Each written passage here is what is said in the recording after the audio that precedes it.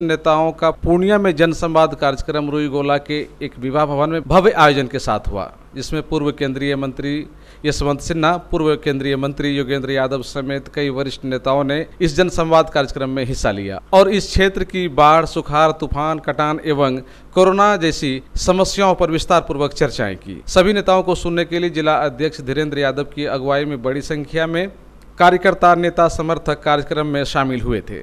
सभी नेताओं का जिला अध्यक्ष एवं पार्टी समर्थकों ने पुष्प गुच्छ देकर एवं माला पहनाकर पूर्णिया में उनका भव्य स्वागत किया। प्रेस वार्ता में मुख्य अतिथि यशवंत सिन्हा एवं विशिष्ट अतिथि देवेंद्र यादव ने इस क्षेत्र की समस्याओं को गिनाते हुए इसके लिए राज्य सरकार एवं केंद्र सरकार को सीधे तौर पर जिम्मेदार ठहराया। खासकर उद्योग धंधे को बंद कर बेरोजगारी उत्पन्न करने के लिए दोनों सरकारों को जमकर कोसा।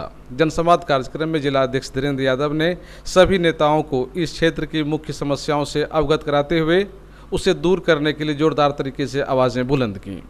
आज के स्वागत का पल जहाँ पे समाजवादी जनता पार्टी के जिला अध्यक्ष भाई धीरेन्द्र कुमार यादव जी की ओर से हमारे के साथ तमाम वरिष्ठ पदाधिकारियों का नेतागण का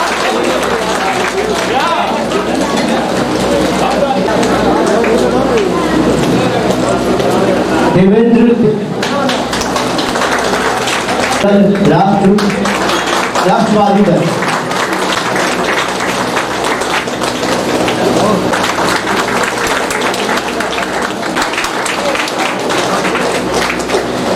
धन्यवाद देना चाहता हूँ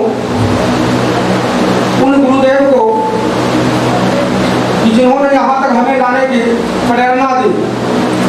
हम जैसे व्यक्ति तो राजनीति से भागते थे, लेकिन हमारे गुरु जी इस राजनीति को पकड़ के हमें लाए। हम तो कभी उम्मीद भी नहीं कर पाए थे कि राजनीति यहाँ तक हम कर सकेंगे। धन वो गुरु जी जो गरीबों की मसीहा करते हैं, लाल कार्ड, हरा कार्ड, पीला कार्ड की सूत्रधार। आज अगर लाल कार्ड, हरा कार्ड, पीला कार्ड की जन्मदाता भी कहते हैं, अगर ये नहीं बना रहता शायद हम उम्मीद करते हैं इस लॉकडाउन में बहुत गरीबों की क्या दुर्दशा होती। आज तो हमें क्षेत्र भ्रमण करके भी जाके देख रहा हूँ कि उस लाल कार्ड से जितना से भी उस गरीबों को मिल रहा है, आज उसी से किसी तरह अपना जीवन यापन कर रहे हैं। और उनसे मैं उनके पास संवाद पहुँचाता हूँ। उनके नाम पर आज बहुत व्यक्ति वो देखने के लिए आए हैं कि देवेंद्र बाबू कैसे हैं, जो उन्होंने हमें लाल कार्ड, हरा कार्ड, पीला कार्ड जो एक जनाधार दिए थे, उनकी मैं एक दर्शन, एक झलक देखना चाहता हूँ। तो कुछ आदमी वैसे भी आए हैं जो देखना चाहते हैं कि हमारे सूत्रधार को मैं धन्यवाद देना चाहता हूँ कि आज इस धरती पर पूर्व वित्त मंत्री जैसे व्यक्ति महान इस हमारी धरती पर जो आए, तो रातों से बहुतों की फोन आई, बहुत लोग अचंभा थे कि छोटे से कार्यकर्ता के पास इतनी महान महान हस्ती प्रोग्राम कैसे दे दिए, समय कैसे दे दिए। तब हमें एहसास हुआ कि हम कहाँ हमें गुरु जी हमें पहुँचा दिए। आज हम उस चीज़ को गर्व महसूस करते हैं कि नागमणि बाबू जैसे व्यक्ति जितने भी होर्डिंग मैंने लगाया, होर्डिंग से पढ़ा और न्यूज को देखा, पेपर को देखा, तो बहुतों ने बधाई दी कि चलो कम से कम ऐसी शुरुआत तुमको पूर्णिया से कर रहे हो। कम से कम ऐसी शुरुआत करने वाले व्यक्ति अगर एक ही आगे जाएंगे तो कारवां के पीछे लग जाएंगे। उस बात को उसने आज हम उस चीज़ से अनुभव भी कर रहे हैं। और आज इस कोरोना काल में भी, इस महामारी में भी, जबकि मैंने किसी क्षेत्र से आदमी को नहीं, सिंगल कार्यकर्ता, उसी कार्यकर्ता को सोशल डिस्टेंस को पालन करते हुए आने के लिए कहा, उस पालन कर भी रहे हैं। और बहुत व्यक्ति संभल के भी आए हैं। जबकि ये लॉकडाउन अगर नहीं होता शायद हम उम्मीद करते कि ये एक अलग यहाँ की नज़ारा होती। हम सभी लोगों से यही आग्रह करेंगे कि एक बार लॉकडाउन कम से कम समाप्त होने के बाद एक जनाधार पैदा करने के लिए हमें पूर्णिया जिला से सीमांचल को एक दिशा देने के लिए आप लोगों की मदद की हमें जरूरत है। और आप लोगों से आशा करेंगे कि आप हमें समय भी देंगे। डायरेक्ट रूबरू होने के लिए जनता से जसवंत बाबू यहाँ पधारे हैं। उनके साथ सभी बदलो बिहार और बनाओ बेहतर बिहार के जो टीम है आप देख रहे हैं। तो हम लोग एक ही उद्देश्य है कि इस कोरोना में सभी नेता वर्चुअल रैली करके अपना संवाद कर रहे हैं। हम लोग डायरेक्ट जो कोरोना संक्रमण है, जो बाढ़ पीड़ित लोग हैं, उनसे डायरेक्ट रूबरू होकर के हम उनके दुख दर्दों को समझकर आगे बढ़ रहे हैं, इसीलिए कि हम उनका दुख जानना चाहते हैं। हम जनता का जान पहले है तब जहान है, ये हम लोग का उद्देश्य है। इसीलिए हम लोग जनता के बीच में आए हैं। वो लोग वहाँ से वर्चुअल रैली कर रहे हैं। कोई नेता नहीं निकल रहा हो, चाहे प्रतिपक्ष हो चाहे सरकार हो, सब पटना और दिल्ली से वर्चुअल रैली लाखों लाख रुपया खर्च करके कर रहे हैं। ये बिहार है, बिहार बदलो बिहार और बनाओ अपना बिहार। इसी संकल्प, नया संकल्प के साथ हम लोग निकले हैं। शेष बात जसवंत बाबू कहेंगे। हम लोग बाढ़ के समय आपके दुख दर्दों के साथ आपके लिए खड़ा होने के लिए पूरे इस दुख दर्दों में, और आपके दर्द को महामहिम राज्यपाल तक भी बताना पड़ेगा। हम लोग यहाँ से रिपोर्ट देंगे कि हालत क्या है राशन कार्ड का, हालत क्या है यहाँ बाढ़ पीड़ितों के राहत कार्य का, यहाँ किस तरह की बातें हो रही है और कोरोना का क्या हाल है। इन सभी हालों को जानने के लिए मात्र आए थे। और आप समझिए पूर्णिया सीमांचल का राजधानी है। हम लोग इस लॉकडाउन में निकल गए हैं जनता के बीच में। परमार्थ के लिए कानून भी टूटेगा तो हम लोग को परवाह नहीं है, चाहे जो कानून सरकार बनावे। और जनता से रूबरू होना, बाढ़ पीड़ितों से, कोरोना संक्रमित लोगों से रूबरू होने के लिए हमको कानून भी परमार्थ के लिए तोड़ना होगा तो हम लोग तोड़ रहे हैं। हमको इसका कोई परवाह नहीं है, लेकिन जनता के संवाद को कोई नहीं रोक सकता है।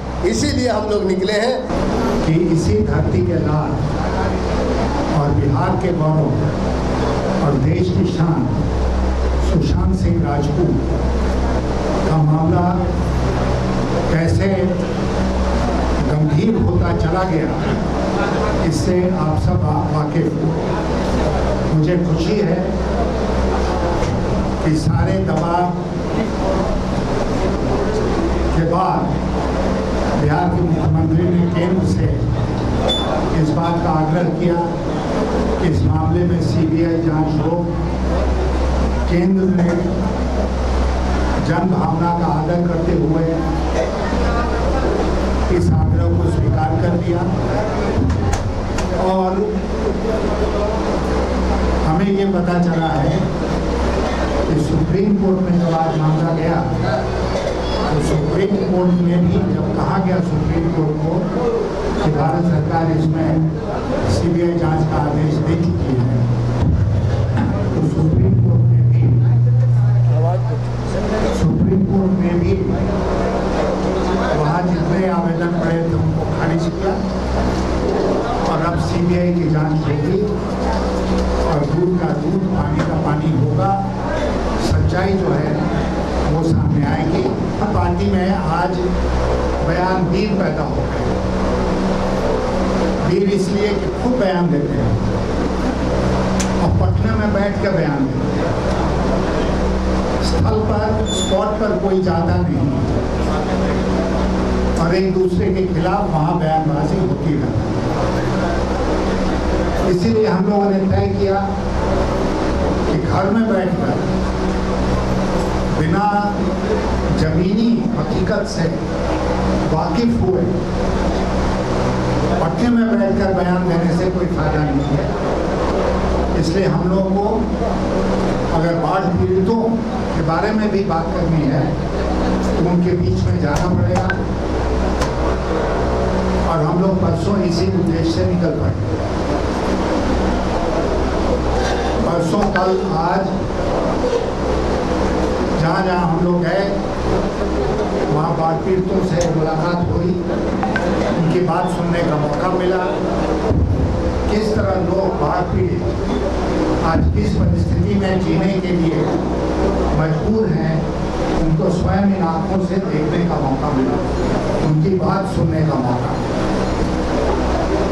और हम सबको आश्चर्य हुआ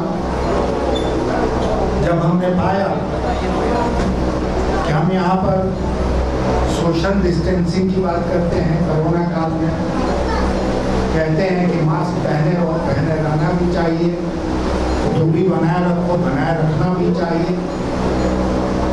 क्या इन लोगों पर लागू होता है जो छोटा सा एक प्लास्टिक का छत बनाकर और नेशनल हाईवे पर यहाँ से वहाँ तक रहने के लिए आज मजबूर हैं अपने मवेशी के साथ?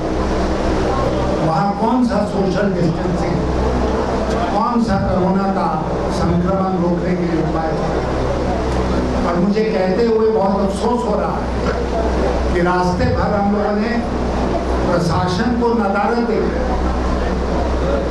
प्रशासन कहीं नजर नहीं आई, सरकार कहीं नजर नहीं आई। और जैसा देवेंद्र जी ने आपसे कहा कि कोई मंत्री घर से निकल नहीं रहा है, मुख्यमंत्री महोदय भी शायद आज पता चला जब हम लोग निकल चुके हैं बाढ़ पीड़ितों से मिलने के लिए, आज शायद वो हेलीकॉप्टर से उड़कर आए हैं दरभंगा, हम लोग गए थे पहले बाढ़ पीड़ितों से मिलने। अच्छी बात है, देर आए दुरुस्त आए, अक्ल तो आई। इसी प्रकार हम लोग अपने कार्यकलापों से बिहार सरकार के ऊपर दबाव बनाते रहेंगे कि बिहार सरकार बिहार की जनता की मदद करे। जो आज नहीं हो रहा है, गलत बयानी हो रही है सरकार की तरफ से कि हमने बाढ़ पीड़ितों को जो राहत पहुंचाना चाहिए वो पहुंचा दिया है, कोरोना पीड़ितों को जो राहत पहुंचानी चाहिए वो पहुंचा दिया है। परसों ही मुख्यमंत्री महोदय ने या कल उन्होंने इस बात की घोषणा की विधानसभा का 1 दिन का जो सत्र, ये सब गलत बयानी है क्योंकि धरातल पर कुछ उतर नहीं रहा। और ये हम बनी बनाई बात आपको नहीं बता रहे हैं, स्वयं हमने उन लोगों ने इसको देखा है। पूरे कोसी क्षेत्र पूरा घूमे हम लोग, कोसी संवाद यात्रा भी की हम लोगों ने, वहाँ के लोगों से मिले और सबसे मैंने झंझारपुर में जब हम लोगों से मिल रहे थे, कमला बलान का जो क्षेत्र है दोनों तरफ तटबंध बना हुआ है, फिर वे बीच में जो लोग बसे हैं वो बाढ़ से रोड पर आ गए, लेकिन सरकार उनको बाढ़ पीड़ित मानने के लिए तैयार नहीं, इसलिए कोई राहत नहीं मिल रही। तो ये सचमुच की स्थिति है। कोरोना में आप जानते हैं कि कैसे लाश पड़ी रह जाती है। दरभंगा में हम लोग गए एक परिवार से मिलने, अख्तर रूमी, जमाल अख्तर रूमी उनका नाम था। थोड़ी तबीयत उनकी खराब हुई तो जमाल अख्तर रूमी साहब सिफारिश करा के दरभंगा मेडिकल कॉलेज अस्पताल में भर्ती हुए। उनको ऑक्सीजन की जरूरत है, ऑक्सीजन का सिलेंडर उपलब्ध भी कराया गया, लेकिन डॉक्टरों ने बिल्कुल लापरवाही दिखाते हुए ऑक्सीजन का सिलेंडर उनसे वापस ले लिया और ऑक्सीजन के अभाव में उनकी मृत्यु हो गई। बिल्कुल बनावटी युद्ध बिहार में हो रहा है। और वो बनावटी युद्ध क्या हो रहा है, बहस क्या हो रही है, 15 साल बनाम 15 साल, यही हो रहा है ना। सरकारी पक्ष जो है एनडीए, उसकी तरफ से कहा जा रहा है कि भाई हम तो बुरे हैं लेकिन हमसे 15 साल को हमसे जो पहले 15 साल राज कर चुका है वो हमसे भी हो रहा है। वो ये कह रहे हैं कि अगर हमने अच्छा काम नहीं किया तो उसने हमसे भी बुरा काम, अगर हमने विकास नहीं किया तो उसने बर्बाद करने का काम। जंगल राज एक तरफ, राक्षस राज दूसरी। बयान आ रहा है कि एक नेता को कहा जा रहा है तुम कोरोना का इलाज कराओ, वो नेता दूसरे को कह रहा है तुम कोरोना का इलाज। मुद्दों की राजनीति बिहार में भटक गई। मुद्दे आज के दिन बिहार में नहीं है। बिहार में केवल चर्चा हो रही है इस तरह व्यक्तिगत बयान। इसलिए हम लोगों ने तय किया कि बिहार में एक नया विकल्प यूडीए के नाम से हम लोग पेश करेंगे और ये नया विकल्प जो है वो बेहतर बिहार बनाने के लिए काम करेगा। बेहतर बिहार से मतलब क्या होगा? बेहतर बिहार से मतलब ये हुआ कि हर साल बाढ़ में लोग पीड़ित नहीं हो बाढ़ से। हर साल उनको तटबंधों पर, हाईवे पर, सड़कों पर आकर रात नहीं गुजारनी पड़े। हर साल ये तकलीफ उनको नहीं झेलनी पड़े। बिहार की हेल्थ व्यवस्था, चिकित्सा व्यवस्था को दुरुस्त करना होगा। नए नए अस्पताल बनाने पड़ेंगे ताकि कोरोना जैसा संकट आ जाए तो यही चिकित्सा हो सके। बिहार में शिक्षा व्यवस्था को दुरुस्त करना पड़ेगा ताकि पढ़ने के लिए, अच्छी शिक्षा के लिए हमारे नौजवानों को बिहार के बाहर नहीं जाना। हमें बिहार में रोजगार के अवसर पैदा करना है। मैं जिस रास्ते से आ रहा वो सारा रास्ता पटुआ का इलाका एक जमाने में होता था, खूब खेती होती थी पटुए की, जूट की, और यही कटिहार में जूट मिल होता था जहाँ उस पटुए की खपत होती थी, बोरा बनता था, दूसरा सामान बनता था। बिहार की आबादी देश की आबादी का 10% है, लेकिन यहाँ एक एक करके उद्योग नष्ट हो गए और आज थोड़े बहुत उद्योग बचे हैं। 10% आबादी के लिए देश का 1.2%, 1.2% इतना ही उद्योग धंधा बिहार में आज तो 10% आबादी कैसे उसको रोजगार मिलेगा अगर बिहार में उद्योग अब घटते घटते 1.2% पर आ गए। इसलिए बिहार से 40 लाख मजदूर हर साल बाहर रोजी रोटी की तलाश में जाते हैं और करोड़ों की संख्या में आज बिहारी बाहर बसे हुए हैं, वहाँ काम। तो पढ़ाई के लिए बाहर जाओ, मेडिकल के लिए बाहर जाओ, रोजगार के लिए बाहर जाओ, हर चीज के लिए बाहर जाओ, तभी जान बचेगी। बिहार में रहोगे तो जान नहीं। ये स्थिति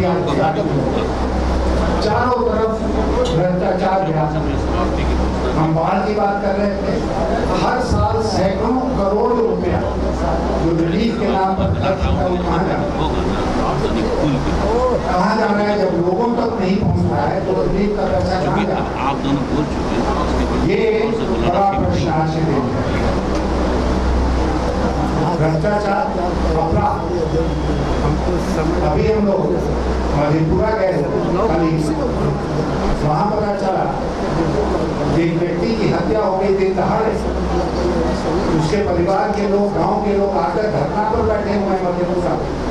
पुलिस धमका रही है कि धरना उठाओ, लेकिन कार्रवाई मर्डरर्स के खिलाफ, जिन्होंने उसकी हत्या की, उनके खिलाफ कोई कार्रवाई नहीं हो सकती।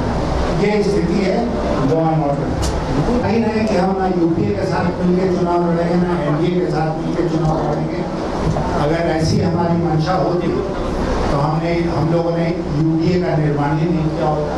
हमने आपसे ये भी कहा कि हम चाहते हैं कि नया विकल्प बिहार की जनता के सामने पेश हो, क्योंकि हम लोग जहाँ जा रहे हैं वही हम लोग सुन रहे हैं कि दोनों जो आज गठबंधन आमने सामने है उससे यहाँ की जनता उठ चुकी है, एक नए विकल्प की तलाश कर रही है और वही एक नया विकल्प हम लोग देने का प्रयास कर रहे हैं। आज राम मंदिर का शिलान्यास हुआ, इस पर क्या कहेंगे? इस पर हम यही कहेंगे कि ठीक है, सुप्रीम कोर्ट का फैसला और जितनी राजनीति का ज्ञान मुझे है, सारे लोगों ने कहा था हम सुप्रीम कोर्ट के फैसले को मानेंगे। सुप्रीम कोर्ट ने फैसला कर दिया, सारे लोगों ने उसको स्वीकार कर दिया।